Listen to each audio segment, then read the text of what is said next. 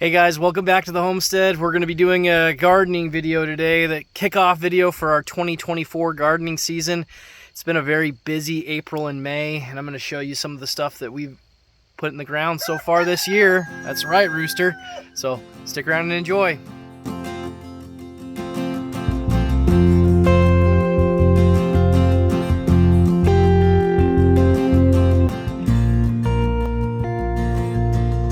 All right guys, ignore the noise in the background. It's a busy day with projects and we don't have the time to stop to make videos.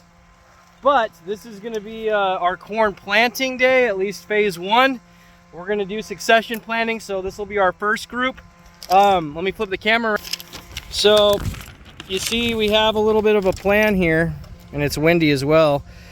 We've got 6 different types of sweet corn that we're gonna be planting in sections. This year we're doing things a little bit different. We're gonna try to be a little organized. So we got like a line here and we got 3 different rows. And we're gonna follow a practice that I learned on Lazy Dog Farm Homestead channel. It's an awesome YouTube channel mainly about gardening.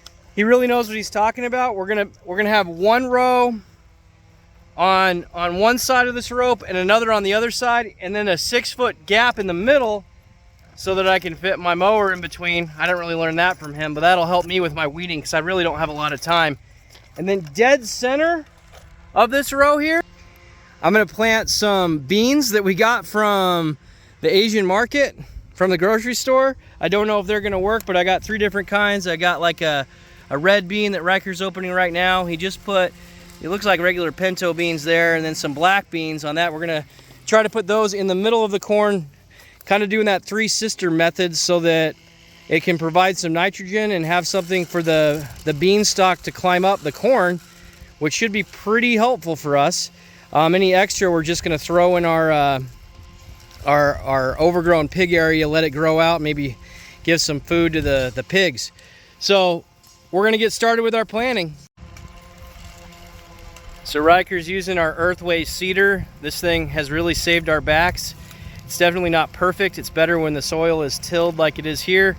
We don't have a rake to get the stuff out. Here comes a car. We don't have a rake to really get all the debris out. That's on my list for next year. But the idea is basically that this will provide fertilizer and nitrogen and maybe some food for us, but that's not the main key. So Riker's gonna go all the way down the whole row with this variety of beans.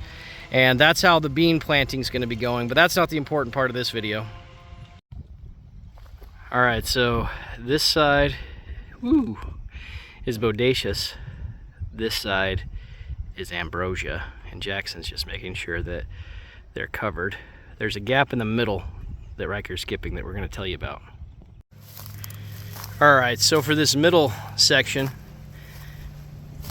this side is Incredible sweet corn, and this side is Honey Select. And Riker's almost finishing up the Honey Select row. All right, so this last 2 on this side of the divide is the Sweet G90, and on this side is the ever so popular Peaches and Cream, which is pretty cool. So today is April 14th, in case I haven't said that already, and really, just like we have a month of corn growth, which is pretty cool. And I'm going to show you guys what I'm going to be doing out here today. Hold on. Hey guys, it's been a couple weeks, maybe even a month since I last planted my corn, sunflowers, and some of my other plants. It's been a couple months since I planted my potato rows here. So today I'm actually out here. It's been a really, really wet spring. And for those of you who know, it's not really the best idea to plant in the springtime. But this moisture has just made the weeds go crazy. So I went in here with the tractor yesterday and I cleared out some of the rows of weeds in between, but it honestly looks more like a ragweed garden than anything. And just like everything that's grown crazy, I mean, even my hair's grown crazy. It's weird. So I thought I'd give you a little update while I'm fertilizing here today and just show you what I've got growing on and how things are doing so far. I think today's May, I don't know, I don't even know what day it is. It's definitely like May 15th or something like that. So we're close to halfway through the May month. So let's get fertilizing and we'll show you what I've got so far. All right, so basically when you add it all together, I've got 3 full rows. So I got a little tiny row over here next to that Lowe's bucket, and then another small row over here on the end. And what I'm going to be doing is I'm going to be using some synthetic 19-19-19 fertilizer. I got a couple packs of 10-10-10 and 1 pack of 19-19-19. I'm using the 19-19-19 for the potatoes because they're very heavy feeders, and I really haven't fed them that much. I'm not an expert on this, so I'm sure I'm doing it all wrong, but with all the moisture, I'm okay if I sprinkle a little bit on the top and kill. I might not even be giving it enough, but I want to give it some feeding because as of right now, I've only fed it a tiny bit when I planted it. But these are different types of potatoes. If you're interested to know what types of potatoes I'm growing, check out my potato video. And I'm going to do the same thing on all these other rows. I'm not going to do a whole lot of filming of that. Just trust me, I'm going to get it done.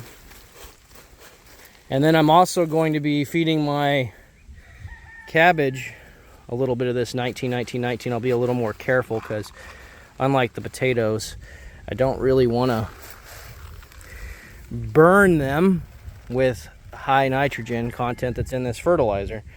So I'm going to fertilize those and then I'll show you what else we got growing.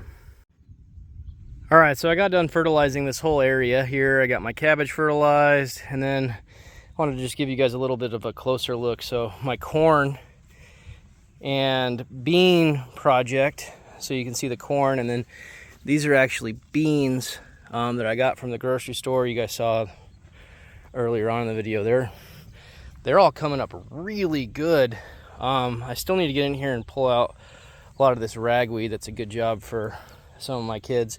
And then some of my giant sunflowers have really started to sprout on these rows. So I'll be curious to see. Not all of the different types seem to be doing very good, and it seems like the sunflowers are targets for pests, which is very interesting.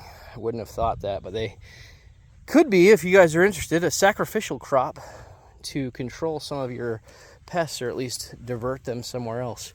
All right, now I'm going to go down to the lower garden, which you guys really haven't seen yet. All right, so walking down here,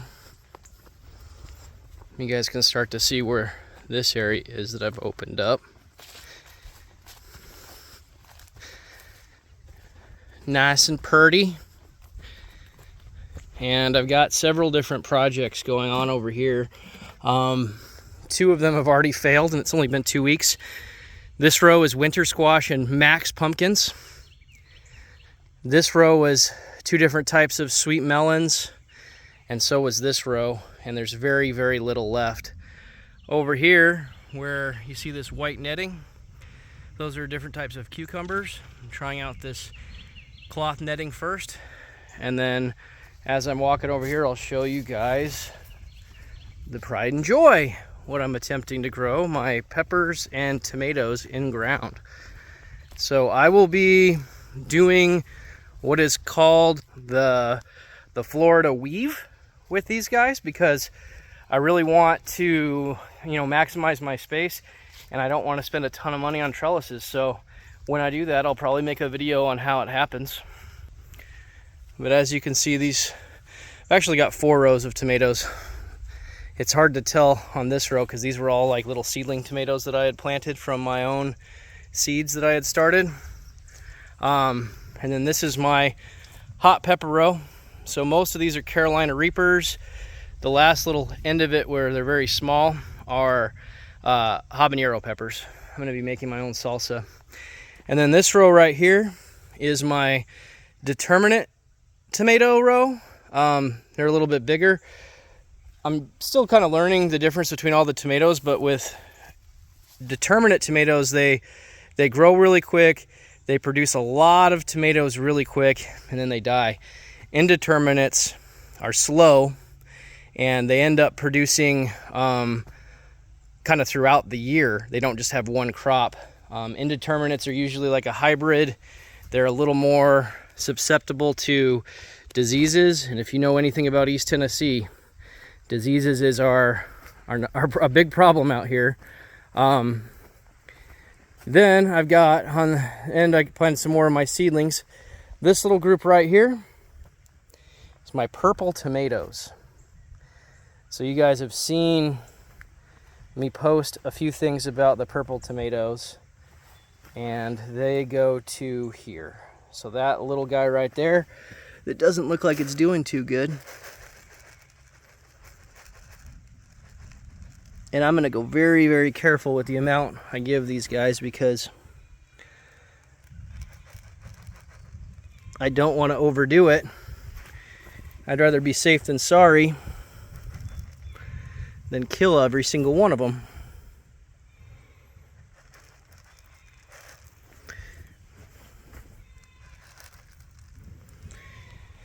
But I'm really hopeful that those tomatoes will turn out really well. And then, like I said, I've got my seedling cucumbers over there. There's nothing really special. I'll show you guys a little bit more of that in a future video.